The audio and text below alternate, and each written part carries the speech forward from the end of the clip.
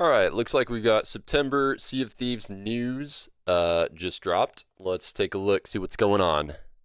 Let's watch the news. Oh, hold on, what does it say? What's the title? Community Weekend, Blunderbuss tweaks, and fresh threads. Okay, see what we got.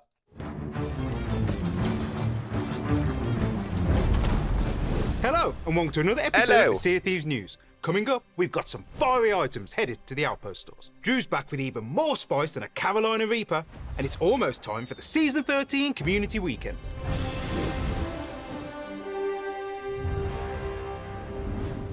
The Season 13 Community Weekend takes place from the 21st to the 23rd of September, and there's a wealth of activities and rewards to uncover. Play Sea of Thieves at any point during the weekend to unlock the Season 13 Community Weekend flag and the Shimmy Dance emote. Interesting color. Players can also claim the Community Spirit Firework Crate from the Merchant Alliance. And if you're feeling photogenic, we're also bringing back the fixture wall to various outposts across the Sea of Thieves. Throughout the weekend, you'll be able to level up the Community Emissary grade, which will boost rewards for gold, reputation, renown, and allegiance.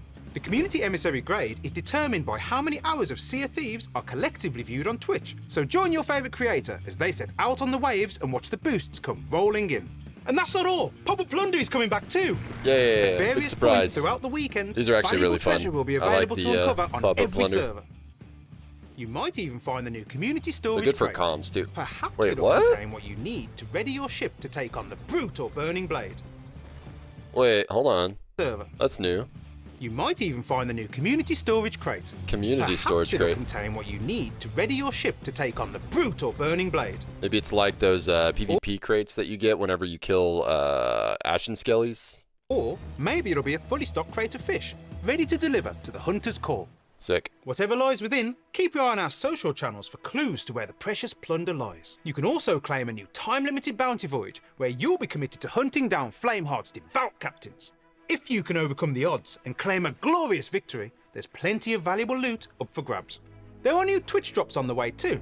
From the 21st to the 23rd of September, watch any participating live stream on Twitch to be in with a chance to claim the Stalwart Sea Dog Bucket and Concertina, the Stormy Sea Dog Shovel and Spyglass, and if the community stretch goal is reached, the Obsidian Captain's Table.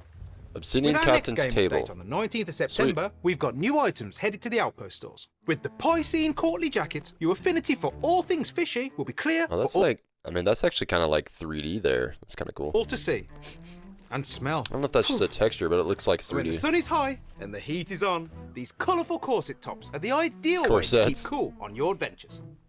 With the Flaming Jackal Blunderbuss and Pistol. That's what I was talking about. The Flaming Jackal. I saw that logo and I was like, Flaming Jackal. That's from Arena Days. The logo. That was one of the teams you could be in back in the Arena Days. And that's why I was like, the flag, interesting color because for Community Weekend. Because it kind of looks like the Flaming Jackal colors. I just thought that was interesting. Or for those who prefer to keep it low-key, the Flaming Jackal fishing rod will still hint at the intense fire burning within. Now let's catch up with production director Drew Stevens for what is sure to be the most replayed section of this episode. Okay, let's see how many times we replay it. The most replayed section, eh? That just sounds like a challenge. So to kick off, I want to jump back to our recent Fight Night live event. Hopefully, the first of many. I did not participate. The Fight Night event took place over the weekend. But I should have. Drew players into faction battles. You said Drew. Rewarding double allegiance and gold for crews diving into battle.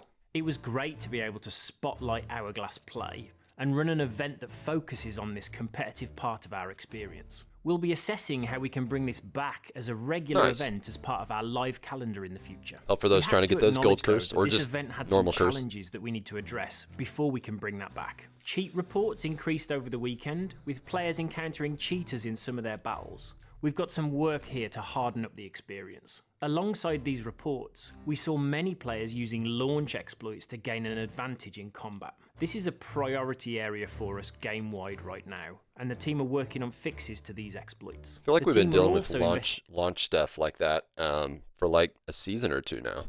Investigating reports of crews becoming stuck underwater during dives, so that we can make this a more robust experience in the future. While there's no doubt some issues for us to tackle here, I'm excited to get this event into our regular live calendar for everyone to enjoy. Next up, let's talk about the hot topic of weapon balancing. Our August update came with the rework to the blunderbuss, with its one-hit kill removed and a powered-up knockback in its place. Maybe a tad too powerful on reflection. The team have been watching plenty of gameplay, monitoring your feedback, and checking our live stats following launch, and assessing what further balancing work is needed to tune this recent rework. See, I haven't really given the blunderbuss too much of a try since the changes. I've always been kind of more of a sword and sniper kind of guy, but occasionally hopped into the blunderbuss too, double gun. I was for the change of the blunderbuss with the knockback. I think it's just cool. As a defensive maneuver for if somebody's trying to board your ship, or like you board somebody's ship and you launch them off. I just think it's a good mechanic. So I wasn't against the changes, but I don't know. It's just different, being able to knock people off even more so than being able to knock off those one-shot kills. I mean, either way, a lot of the times when it comes to the latter, like either die or you get knocked off and then you respawn or whatever if you die. So it's not super different, honestly, but just not as many like one-shot kills anymore. The team are working on tweaking the knockback power, bringing it in Does a have a little lot of closer power. and more controlled, while also improving knockback consistency. The goal here is to strike that balance in aiding defensive play, while reducing those scenarios where attackers still have the upper hand. We know there's a fine balance here between defensive and offensive play. Yes. And these changes are going through insiders testing, and we'll release these out to live when we're happy with the balancing. Sticking with combat, insiders have been testing some improvements to the throwing knives to make them a more responsive weapon to throw. These quicker aiming animations and a faster projectile speed are feeling much more responsive. Interesting. And will now be rolling out in our September update. Faster, he said faster. What, faster wind up? Weapon to throw. These quicker aiming animations, and faster projectile speed. Much more responsive to use. I like it. Will now be rolling out in our September update. The hitbox was going wild, and then they fixed it, and then now it's like now nobody really throws the knives as much. But now that they're going to be faster to throw, I think that's a good balance. We'll let these changes settle in and assess if further tuning is needed to ensure this weapon finds its home.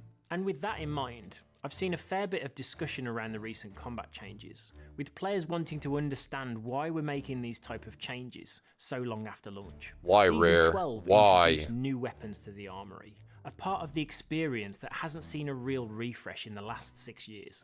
Looking to future seasons, we want to continue to provide players new tactics, choices, and playstyles by expanding the offering within the armory as we continue to evolve the game.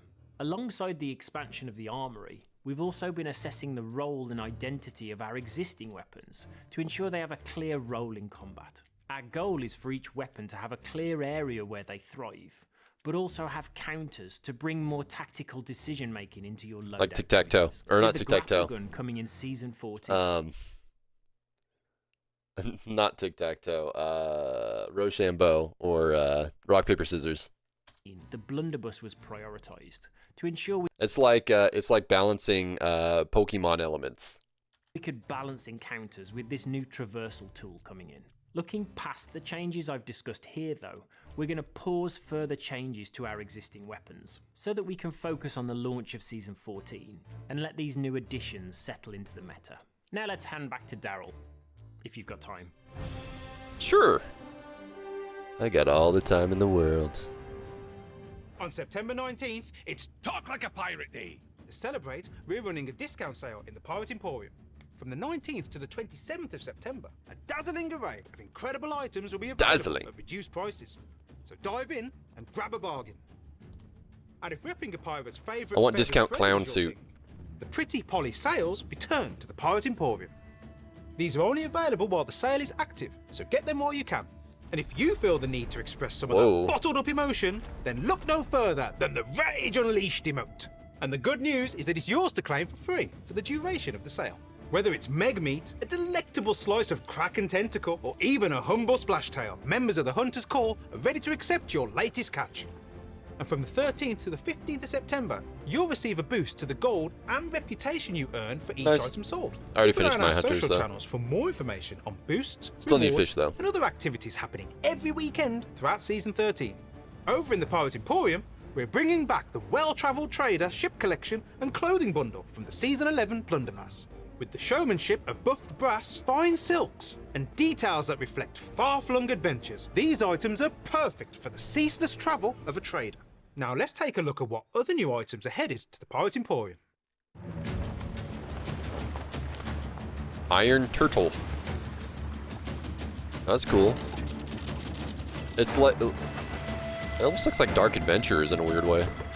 The color scheme a bit.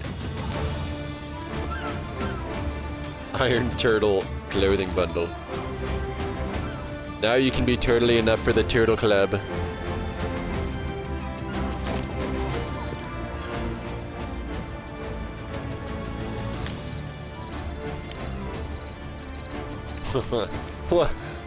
The double spyglass. Sunken Sorrow. Oh, Sunken Sorrow curse for pets? Wait. Hold on. Oh, I think that's just... Oh, they're just Sunken Sorrow pets. They're not... It's not a curse that you can apply to your pets that you have. It's just pets that have the curse.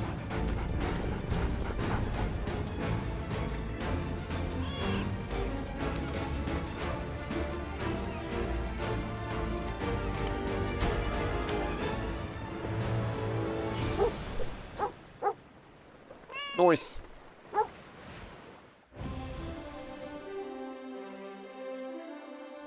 And that's us for another episode. If you liked what you saw and you want to stay up to date Mostly- with everything Sea of Thieves, Mostly uneventful. I mean, mostly they just talked about just more rebalancing of the weapons. You know, that's of course an expected thing. Yada yada yada. New weapon coming, of course.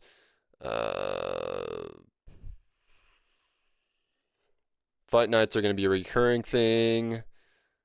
Community weekend, some drops.